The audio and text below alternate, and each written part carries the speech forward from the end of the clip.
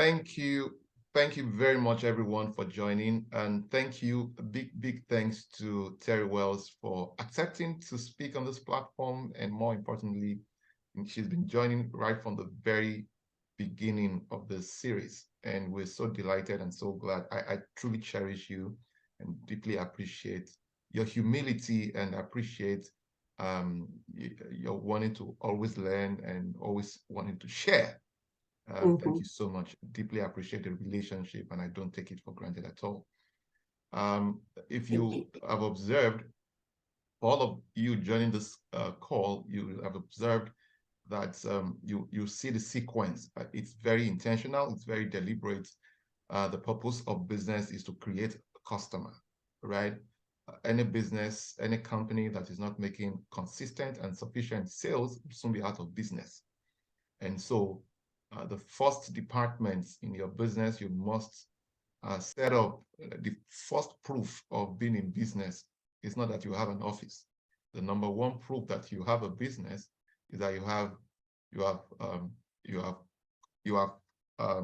products, all right, that convey value, and you have ready markets.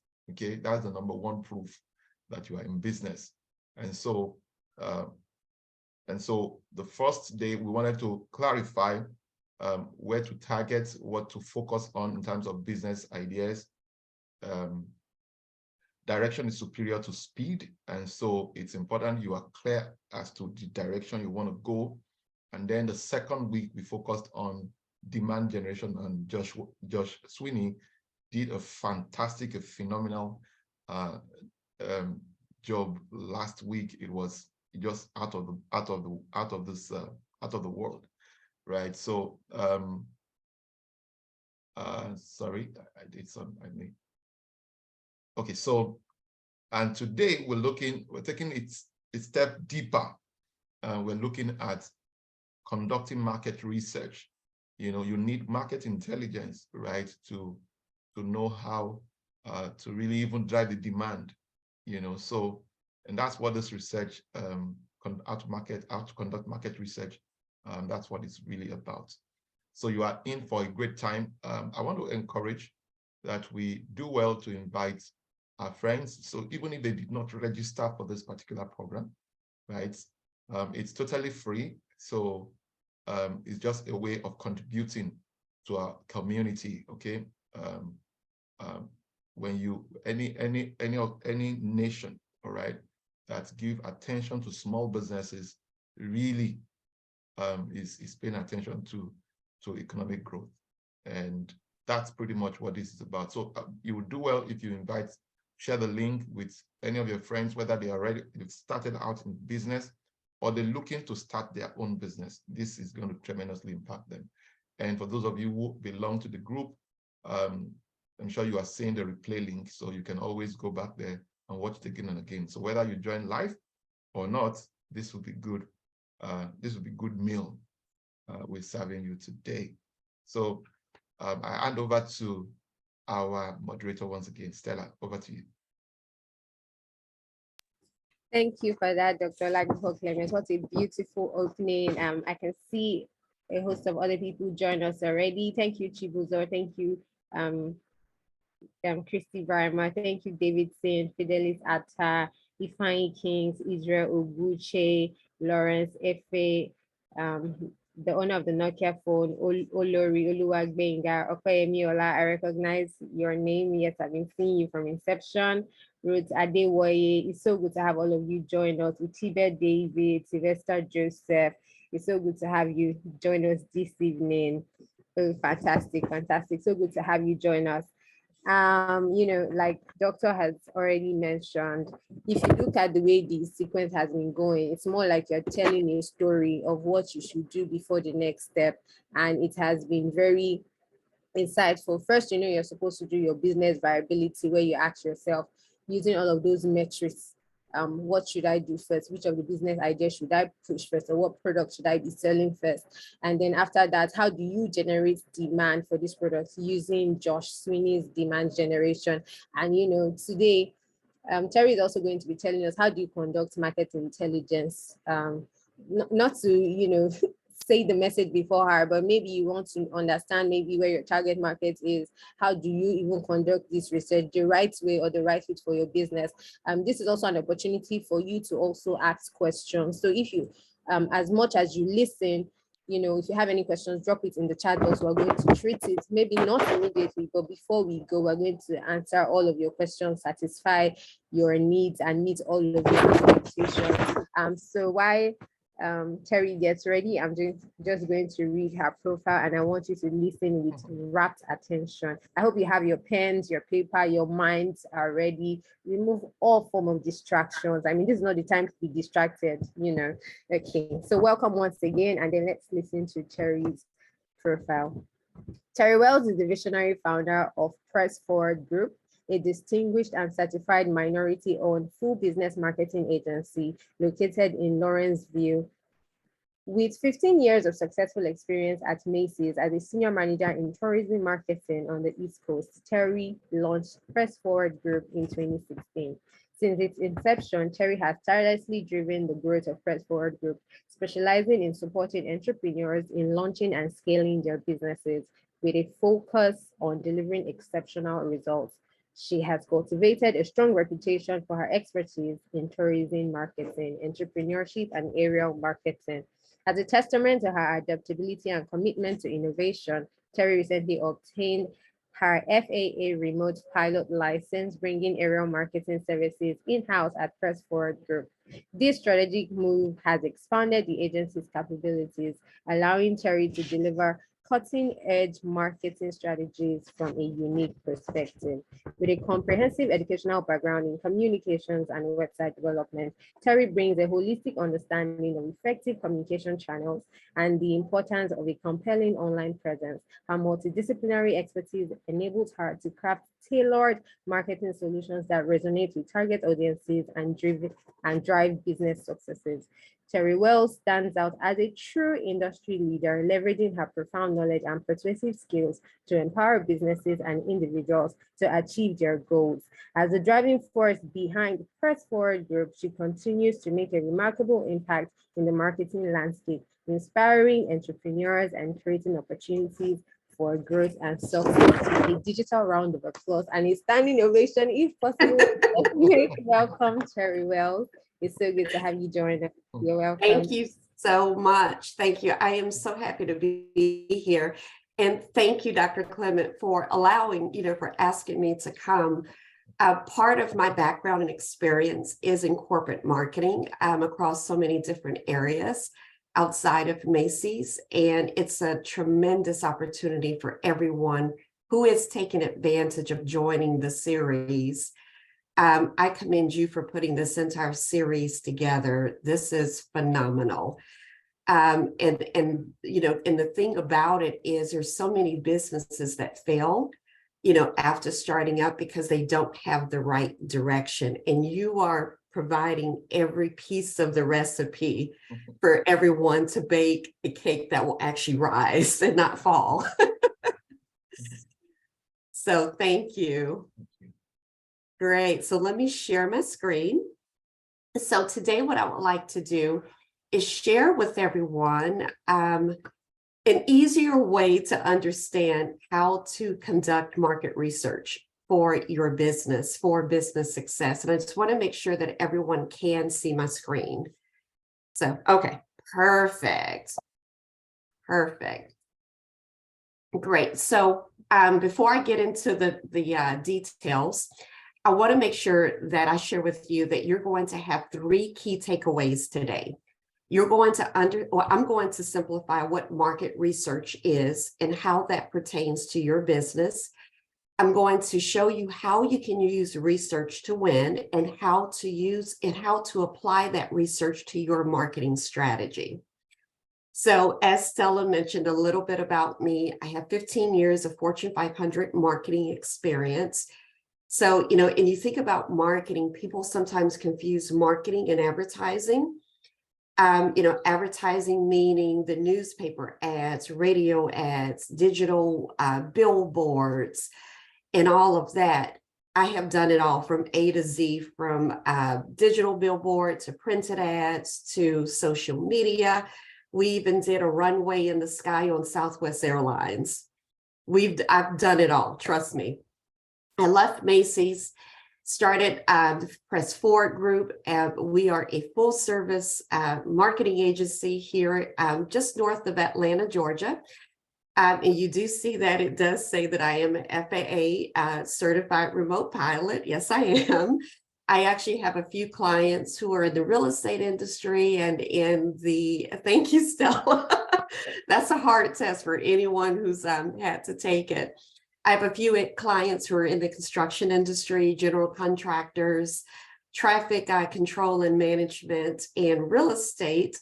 And that was an opportunity for me to bring that service in-house. And I couldn't offer that service if I myself did not have my remote pilot's license. And lastly, I am a certified minority-owned small business. For those of you who may not be here in the United States, you know, we have businesses that are certified as disadvantaged business enterprises and minority business enterprises and women-owned small businesses.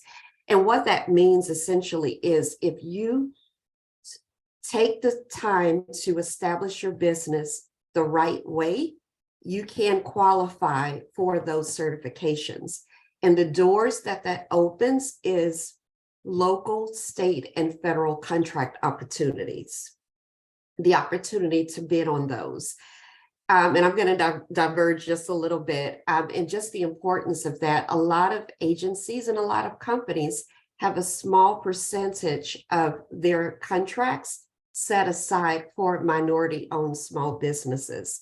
So if you have not explored that, that opportunity, and if you're based here in the United States, that is something that you should consider. And if you have any questions about that, I'll provide my QR code at the end for everyone to scan, and then you can, feel free to reach out to me. So, as I mentioned earlier, kudos to Dr. Clement for actually making sure that everyone is inviting all of their family and friends who either may be small business owners or just starting out, or have an idea for small businesses. It's key because the small business survival statistics really aren't that favorable. It's like in year one, 20% of US small businesses fail within the first year. By year two, 30% fail. By year five, just 5 years later, 50%. And so it's important, again, that everyone attends this series and make sure that you're telling everybody about this, because Dr. Clement is setting you up for success so that you are not one of these statistics. So I'm going to move this around so that I can see my screen. So how do you win? How do you win in your small business? You have to know what your competitors are doing. And that's where the market research or the market intelligence comes in. Sometimes when people mention market research and market intelligence, they're like, oh my gosh, I don't even know what that means. I don't know where to start. But essentially what it is, and I promise that I will try to simplify this for you. Market research or market intelligence is simple. It helps you to understand what your competitors are doing well. What are they not doing well? How are they promoting their products and services? How often do they run ads and sales? And how can you apply any of the things that they're doing well or not so well to your business? I'll give you an example.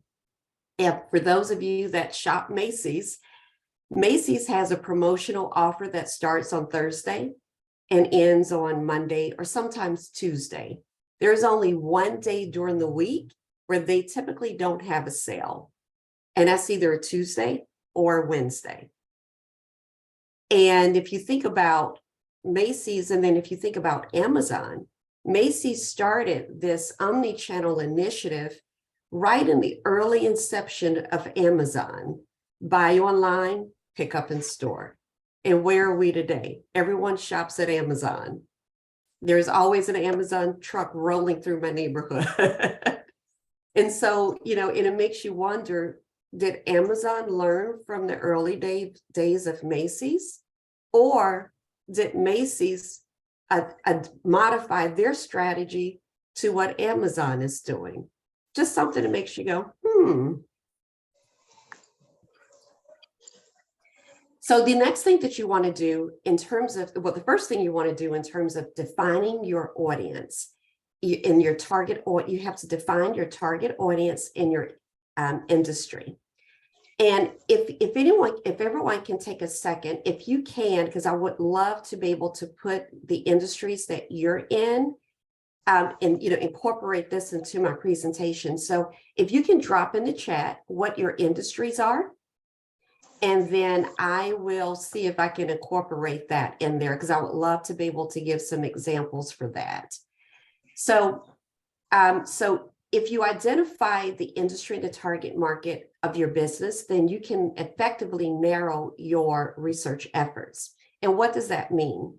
So if you're in the transportation industry, for example, when you think of transportation, you think of public transportation, you think of local deliveries, you think of business to business.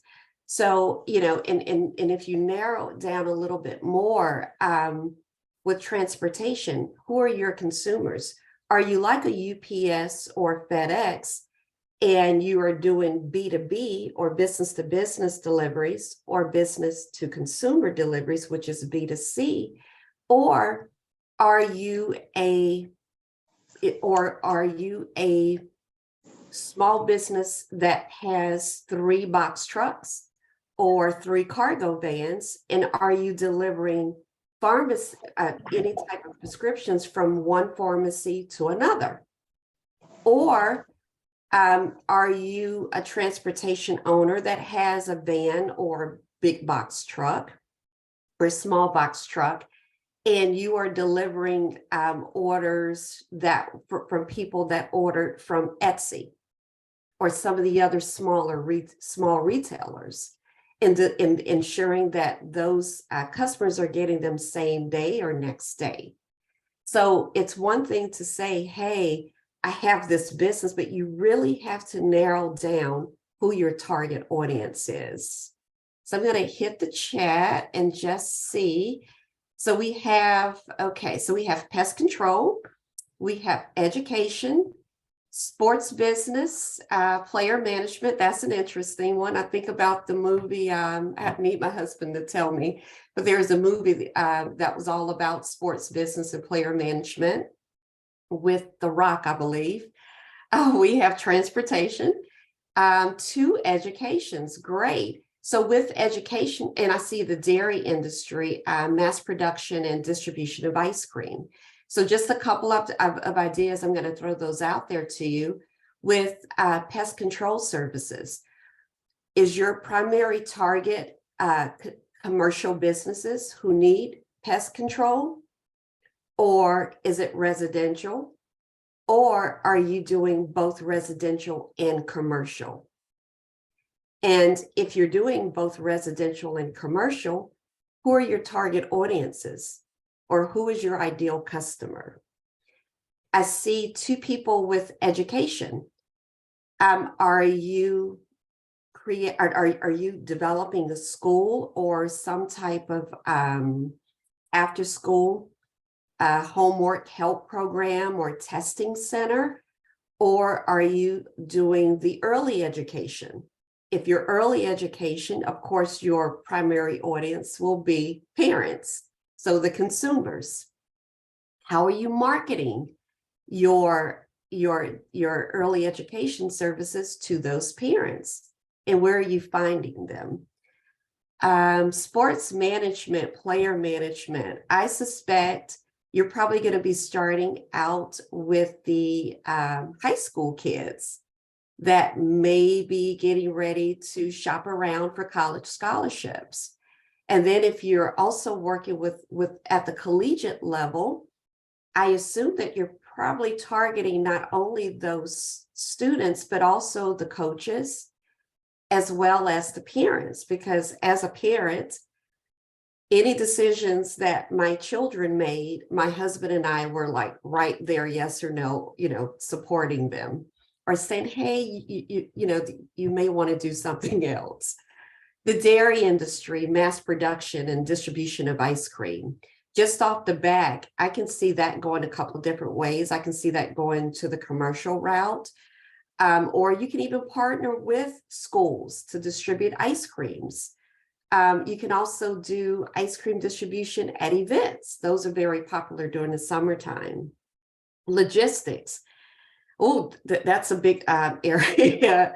Sam, I would love to know what area of logistics. If you think about Amazon, for example, with their warehouse, you think about their logistics of getting the product from those small sellers to the warehouse, and then the warehouse getting that information, on the right trucks, going out to the right customers who ordered those products.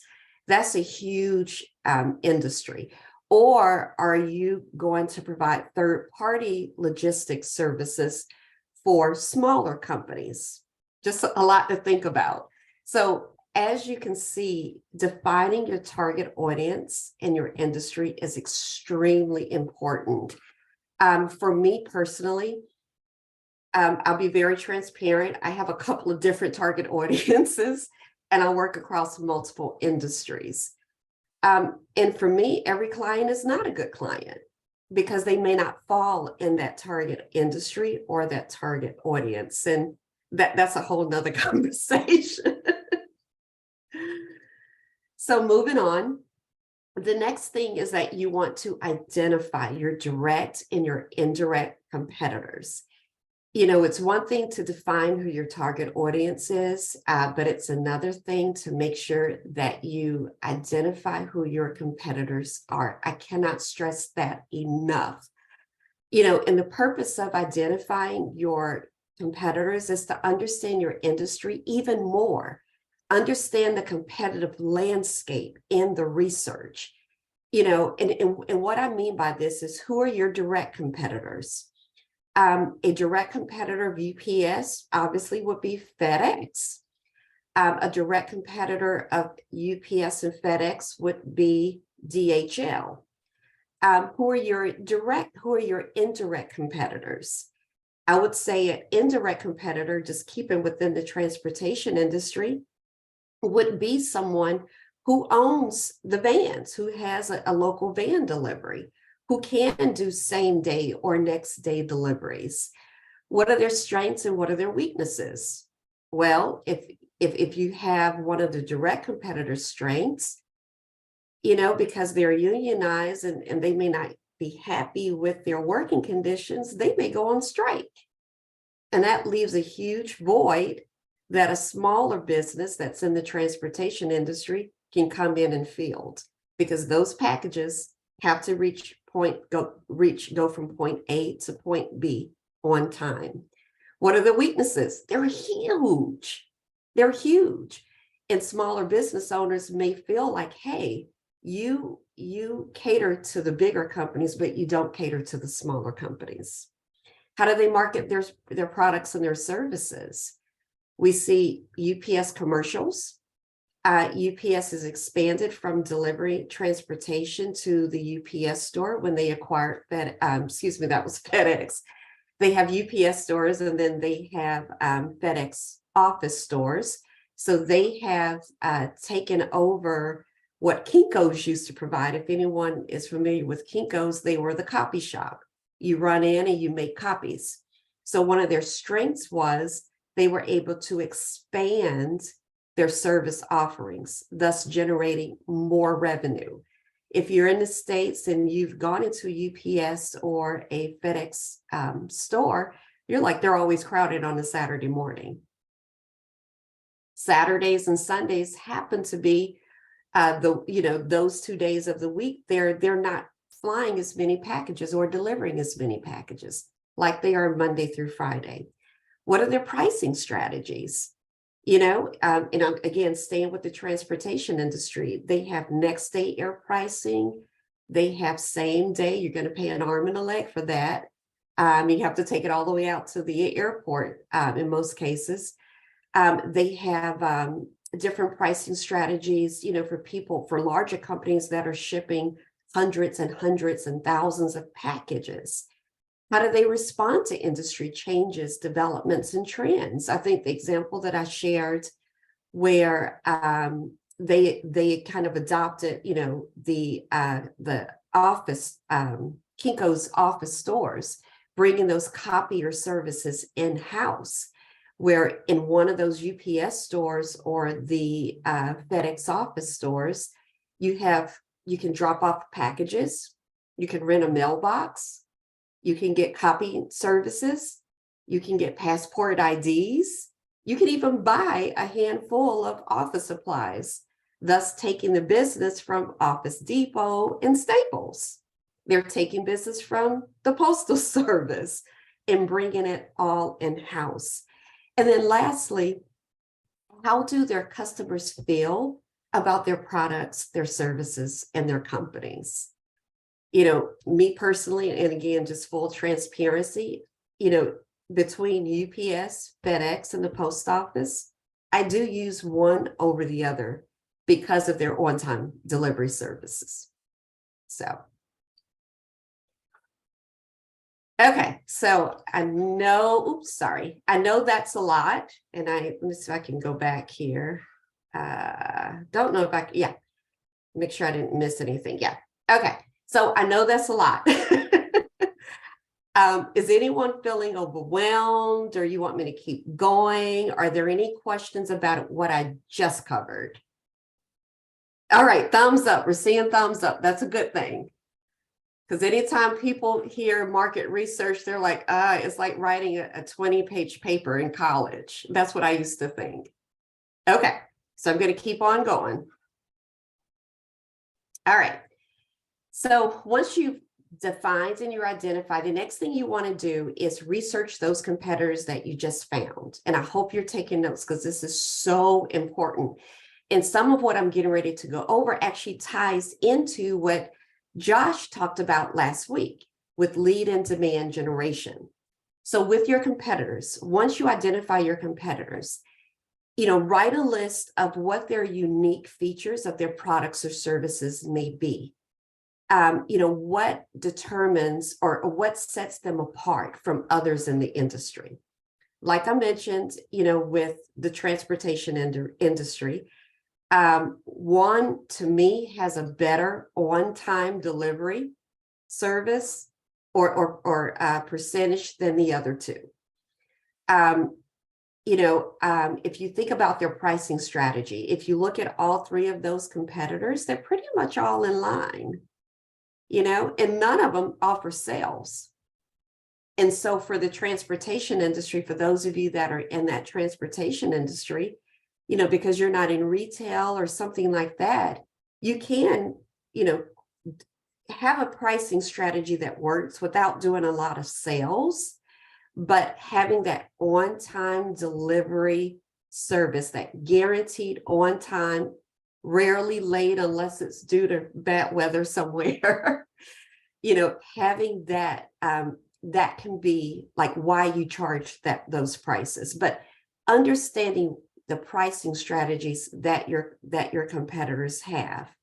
And again, I mentioned Macy's, where I know that they always have a sale that starts on Thursday, and depending on if it's a holiday sale or a regular sale, that sale may end on a Monday or Tuesday. How do they promote their services or their products? And do they have social media? Do they have a website?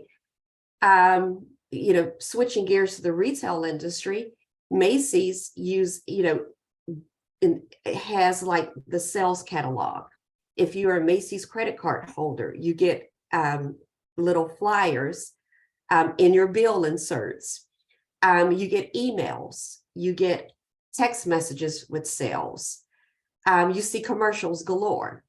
The biggest marketing strategy for Macy's is the Macy's Thanksgiving Day Parade. That is the biggest one. Do they have social media? Yes. Do they have a website? Yes. Can you shop on that website? Oh, yes. Yes. And so just look at every aspect of your competitors' businesses, social media, websites. And with their social media, how many times are they posting? Are they doing anything special around the holidays with their website? I always advise people, if you look at your competitor's website, and I actually just had to do this for a client, I was kind of digging into some of their competitors in Hawaii. Scroll down to the very bottom of the website. All websites should have a copyright date. If that copyright date says 2023, chances are they have someone on their team who are updating their websites regularly. If that copyright date has 2022, 2021, 2020, chances are they're not doing a lot for marketing. That's just the inside tip to kind of gauge, with your competitors' websites, if they have blogs. Josh talked about the content SEO, the blogs. Look at their blogs. Do they have blogs that were released or published a month ago? Or were they a year or 2 years ago? If your competitors are not accurately doing anything with marketing, that may be an opportunity for you to kind of take over that space that they were in. How is our customer service? Analyzing customer reviews will help you identify areas of improvement for your own customer service, or even add products or services. How do you find out a competitor's customer service? Look at Google reviews.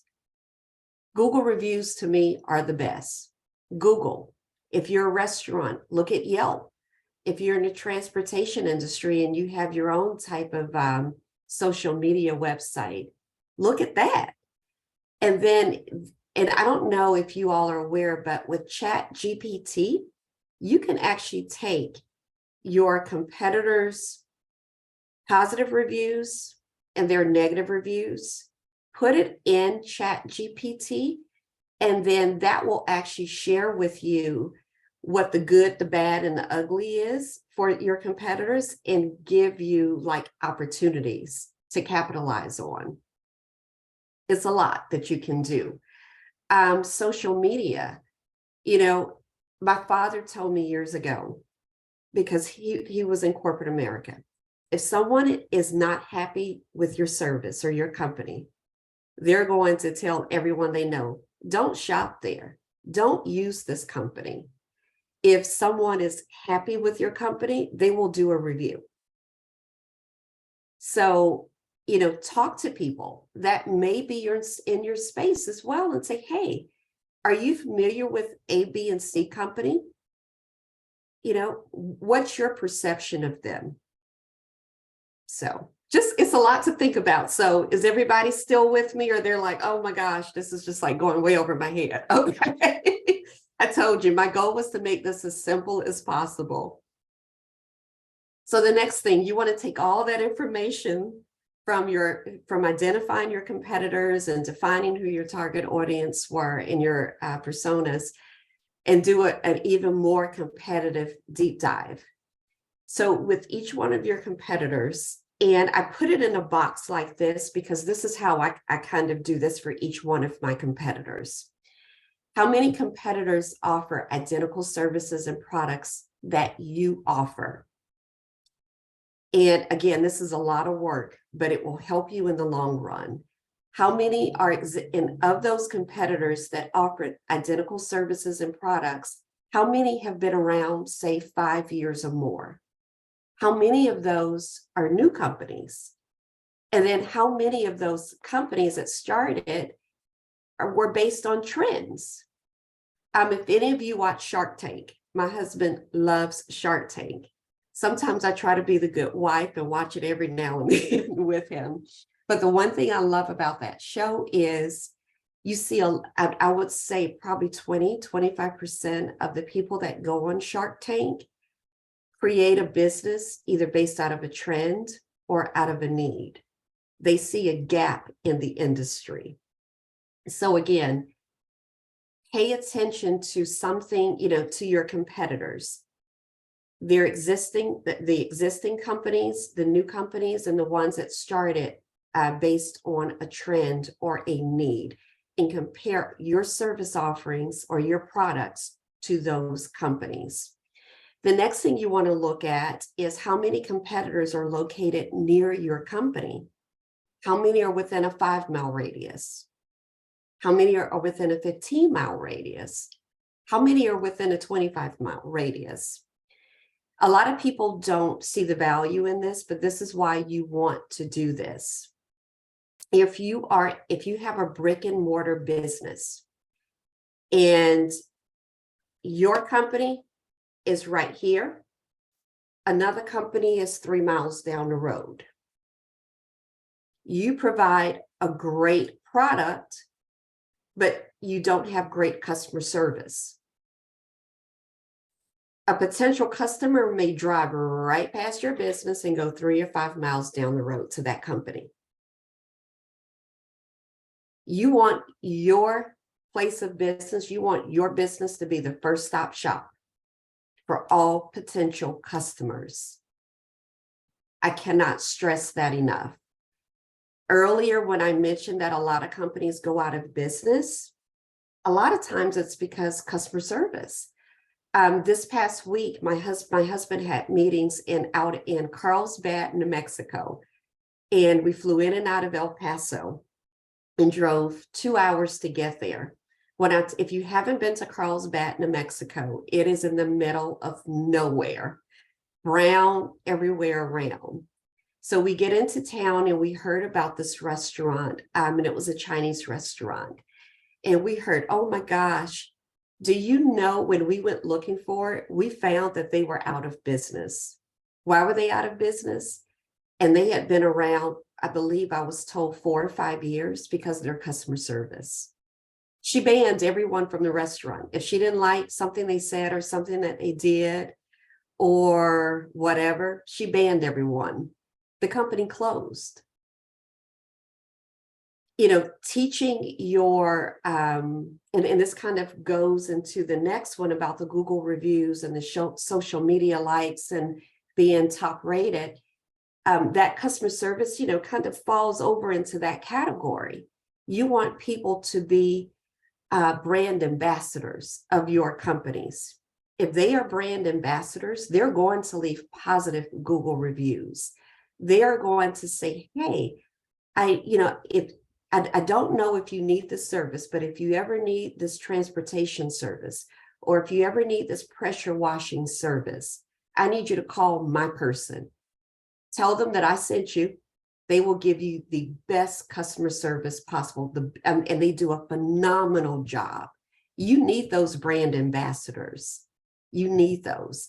And again, with your competitors, you can go to their social media, their Google reviews. And even, you know, if they sell products and services in some type of like Shopify or Amazon, you can read the reviews and pretty much tell if their products are like, yeah, I don't know if I like those. Yeah, it's a 50-50 chance. You can tell that, you know, and a lot of times people don't take the time to like really read those, but the reviews are a huge research opportunity of research on your competitors. The other thing, and I kind of alluded to this, evaluate the buying power. Are you in a buyer's market or a seller's market? I believe someone was in real estate. And so with real estate, my husband and I are here in Atlanta. We're northeast of Atlanta. And I know during COVID, we were in a buyer's market. You know, people were able to, or a seller's market. I don't know, I'm not a real estate person. We were one of them. And, you know, and it's like now people can't find homes. And a lot of realtors who were able to do that full time, they're having to find other jobs because the market that they were in just a couple of years ago doesn't exist anymore due to the inflation. Is your product or service at the mercy of the latest trend? Is your product a necessity? For those of you that are in transportation, CVS has a customer here in Lawrenceville, Georgia, but they are out of their diabetics prescription. People at CVS don't have time to hop in their car and go to a CVS 30 miles away in downtown Atlanta. They're going to hire a local delivery company that has the right certifications to go and pick up that prescription from the other pharmacy and bring it to them so that they can make their patients happy. Just something to think about. Threat of substitutions. Can your product or service be replaced? You know, and I mentioned what are the alternatives are there to medical prescription transportation industry. You know, you have the local delivery, you have the UPS, the FedEx, and the couriers. My husband has a friend that actually has a full-time job, but he lives in a remote area. His side job is to deliver prescriptions from Dublin, Georgia to Augusta, Georgia, 7 days a week, or vice versa, because they don't have the supply that they need. Supplier influence. This is another big one. And if this was not obvious during COVID, I don't know when it was. How much do suppliers influence your business? For example, again, if you're in the transportation industry, you have fuel, which are the gas or the oil companies, tires, which is like the GK or the Goodyear tires, Firestone, pharmacies, if you're, in the medical transportation. If those pharmacies are closing and your primary source of customers are medical prescription deliveries, if those pharmacies close for whatever reason, that 40 hours a week where you're on the road or your trucks are on the road delivering prescriptions, you may be sitting still. Consumer prescription needs a man. I don't ever see that ever going away because every time you turn on the TV, there is a prescription commercial, a medication commercial. But these are all of the things that you have to think about. It is a lot. So I'm going to pause there. Okay, I see everybody was with me. Thumbs up. Pretty good. Does anyone have any questions that they would like to drop in the chat that they would like for me to answer for them, for their particular industries?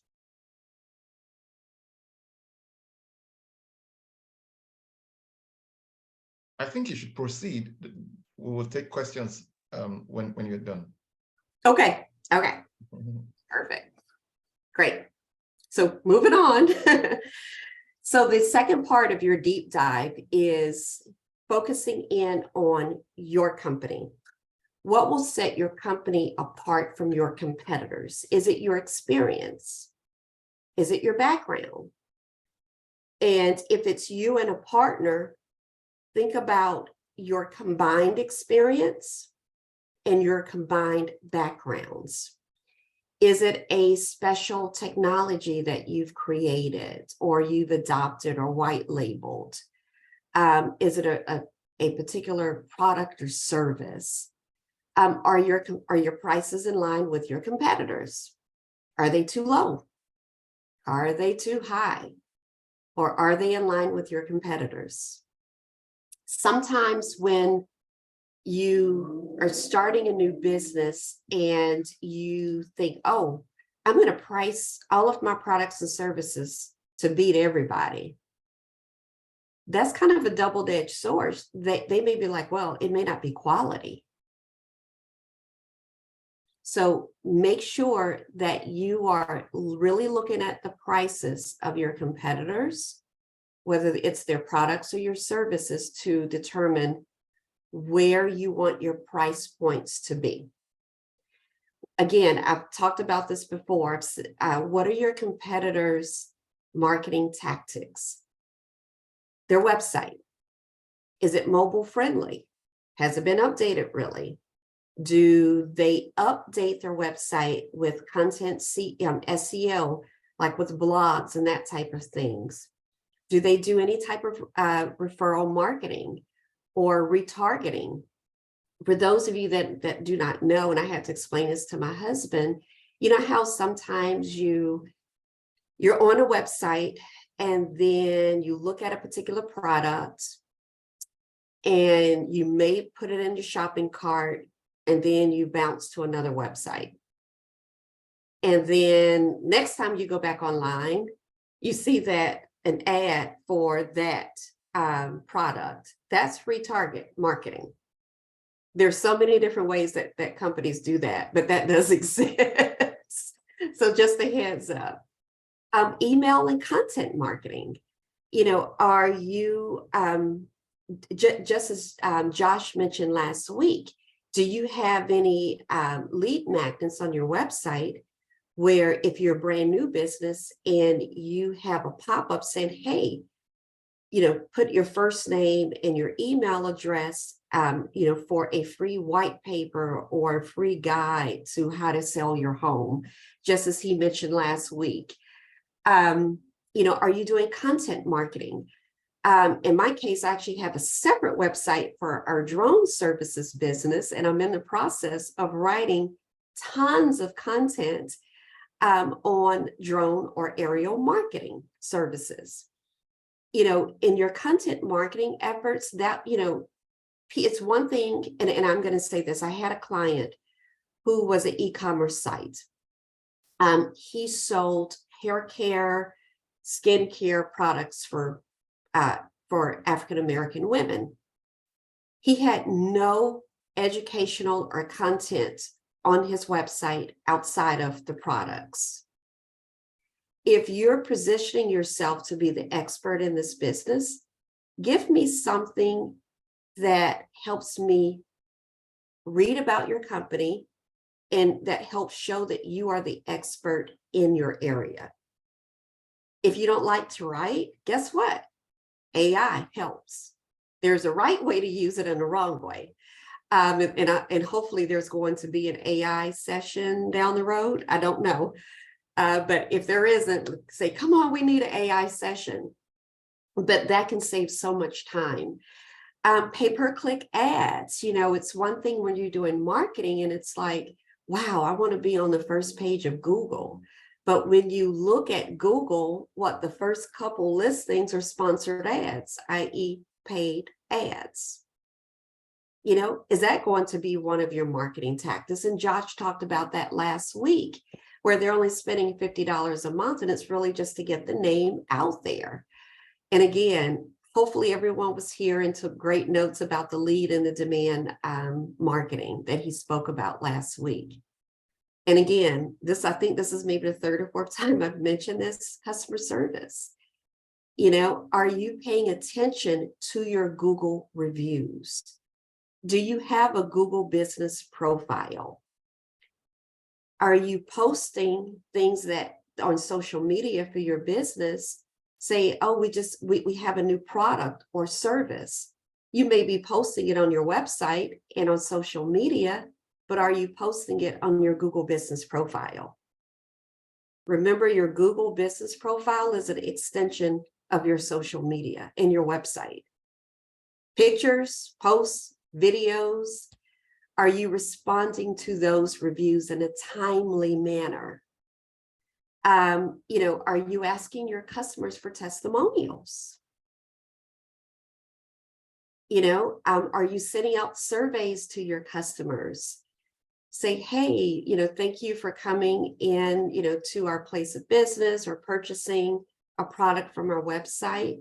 You know, if you have just 5 seconds, can you take the moment to say, you know, to give us a great testimonial, or if we fell short somewhere, you know, give us that opportunity to make things right. I believe a lot of companies appreciate that transparency that their customers give them, because if their customers aren't speaking to them to let them know what they're doing good or bad, they don't know where to pivot and make those corrections if needed. So what does this look like for my company? This takes us 6 to 8 weeks to do. This is an example of one of our clients' marketing strategies. Huge. It's huge. And what we do, we actually divide it up in a couple of different areas. We do a 1-hour consultation. We gather research. And with this particular client, this was actually a dermatologist office. She was a dermatologist, a hair loss expert, and hair restoration expert. We gathered her top 10 competitors. I showed her what their revenue was, what their NACE codes were, what their marketing efforts were, some of the lead gen opportunities on their websites. We took all of that information and then we analyzed it to see what the trends were, what their pricing strategies and marketing strategies were, what their products and services were, social media, SEO wins and opportunities. And then we did a SWOT analysis. Then we took all of that research that we analyzed and then we organized it, so it was easy for them to understand. And we also created her buyer personas because of the different areas of her business. For skincare, she had 4 different customer personas. She had women, men, teenagers, and then she had infants, baby acne, teenage acne, middle-aged women who are going through menopause, your skin changes, men who are going through changes, their skin changes. And with hers, she did Botox and filler injections. So we took those 4 areas and then we further broke those out, to say, okay, on Mondays, we're going to do a push to this persona. On Tuesday mornings, we're going to push out to this person. Tuesday afternoon around 4:30, 5 o'clock, we're going to push content out to this person and so on. So then for her hair loss, we had primarily women and men. And we had women, who are losing their hair along the hairline due to whatever hair care products and everything else in the past. Men that were going through male balding. Those were customer personas. Then she had hair restoration. Hair restoration was another target group of Caucasian men with straight hair. And how do we target those? Do we target those via billboards? And then we took all of that information and we presented it to them in person and with a plan of action of what they can do to implement all of that in their business. So I know that is a lot of information, but so again, if you need help, don't let this stage of your business journey overwhelm you. It can benefit you if you do it right. If you don't have the time to take 6 or 8 weeks, set aside a few hours a day. I would say an hour a day to, for each stage of the process. If you need our help, because of Dr. Clement and my relationship with him, I would be more than happy if you scan that QR code. You can do one of 2 things. You can schedule a free consultation with me or someone on my team. Or if hey, Terry, I hate writing. I don't like doing research. We're here to help as well. And that's it. Wow. Thank you. Thank you. Thank you. Thank you so much. Thank you so much, Terry. So much value, so much value. If you know that you have gotten so much value this evening, I would like you to, post your comments, show your appreciation. Thank you so much, Terry. Very, very valid points. I'm sure everyone has seen the need for market research, and they've gotten one of few tips that they can even start with before they go into the full-blown stage. Let me just read some of the comments of the people. Jacob Oni says, wow, you did a great job, Terry. Olorigunga says top notch. David says this is phenomenal. Ifeanyi King says, wow, really big value. Victoria Baba says, you took the words out of my mouth. So much value. Yes, so much value. Thank you so much, Derry. Thank you so much. So if we have our questions, I would like us to drop our questions. While we're waiting for the questions, I think our convener has something to say. Okay, the look at your face, you're blown, and then you wanted to say something. I wasn't expecting anything less, so I'm not surprised. I wasn't expecting anything less. Thank you so much. Thank you. Thank you. You're welcome. Thank you. The owner of the Nokia 8 phone says, wow, thanks so much for this great information. I can't thank you enough. You know, what will give Terry much more pleasure is when you really apply this into your business and you have testimonials, and then you can reach out to her to say, you said this, I apply this, and then this is how my business is growing. And then of course, she'll be happy to give you more tips because you've taken a step forward. But if you don't, I mean, don't just say so much value. Thank you. Don't let it end here. What action points are you going to be taking to improve your business? It's not just about listening or taking down the points. It's about, you know, executing. A lot of people have different ideas, but, you know, execution is king. So how are you going to execute this going forward in your business? Some people don't even know who their competitors are. They don't know top 3, much more say 10. So it means that your work is cut out for you and you know just what to do. Who are those people in your industry that you look up to? Look at what their website looks like. You know, Terry already mentioned, if you scroll to the end of the page, you see copyright. It shows that people are actively doing their job. And then it also shows you how you can also make yours better. I mean, some people have done the work and all you just have to do is, you know, go through their process and see how they've done it. She also mentioned something that I think is very easy for every business owner to have is your Google page. I mean, for your business, you should have a Google page where people can spot your location, where people can drop reviews for your business. You know, you can even solicit these reviews. You've done a good job for somebody tells you, oh, thank you so much. Be like, please, could you share this on my Google business page? So that way it increases the rating for your business. Terry has also shared a link with us in the chat box, so you can click on it. Okay, so welcome, Mary Green. How can I get the replay? I came in late. Welcome. Better late than never. If you're on the WhatsApp group, the link to the replay will be shared as the replay will be uploaded on YouTube. So do not forget to follow Oladipupo Clement on YouTube, each and every one of us here. Terry shared a QR code. I don't know how many of us, you know, scanned it. If you'd like to connect with her for a free consultation or a paid service, you can always reach out to her. Terry, I don't know if you have any maybe social media platform that you also prefer people to reach out to you on, maybe LinkedIn or your email or a business mail or a line that people can reach you on. You might also want to share that with us. We already saw your LinkedIn page, but we don't know if that is your preferred page. Yes. If you click on the link, it will have our website, email address, all of that. Okay. All right. And I can put it back up if need be. So I tried to make it easy for everybody. Yeah. Okay. But I encourage everyone, if you're struggling, please don't hesitate to reach out to me.